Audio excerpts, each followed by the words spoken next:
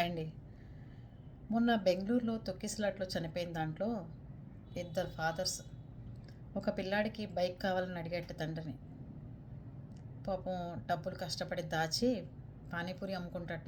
దాచి వాడి బర్త్డేకి గిఫ్ట్ ఇద్దామని సర్ప్రైజ్గా అట్టి పెట్టాట. వచ్చే నెల 27వ తారీఖు. ఈ లోపల తొక్కిసలాటలో చనిపోయాడు. సార్, ముఖ్యమంత్రిని అడుగుతున్నాడు, సార్ మా అబ్బాయిని కొయ్యకండి సార్, కొయ్యకుండా ఇచ్చేసేయండి, నేను కర్మకాండలు చేసుకుంటాను, వాడిని అలా కోస్తే నేను తట్టుకోలేను సార్ అని అడుగుతున్నట్ట. ఎంత బాధాకరమైన విషయం అండి. పిల్లలకి బుద్ధి జ్ఞానం లేదండి. క్రికెట్ పిచ్చి, బెట్టింగులు పిచ్చి, బైకులు పిచ్చి, అమ్మాయిలు పిచ్చి, డబ్బు పిచ్చి, తల్లిదండ్రులకి పార్టీలు పిచ్చి, సరదాలు పిచ్చి ఎక్కువైపోయి తల్లిదండ్రులకి ఎంత కడుపు కోత మిగులుస్తున్నారో తెలియట్లా. ఇంకో ఆయన తన కొడుకు సుఖపడాలని చిన్నప్పుడే వాడిని చదివించడం కోసం పల్లెటూరు నుంచి బెంగళూరు తీసుకొచ్చేసి పెద్ద స్థలం కొన్నట్టు, ఖరీదైంది.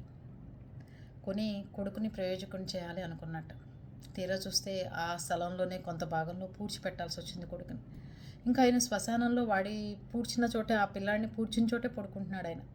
ఎవరైనా ఎవరా నాన్న, నీకోసం కొన్న స్థలంలో నువ్వే పడుకుంటే ఎలా రా అని చెప్పి దారుణంగా ఏడుస్తున్నాడు తండ్రి.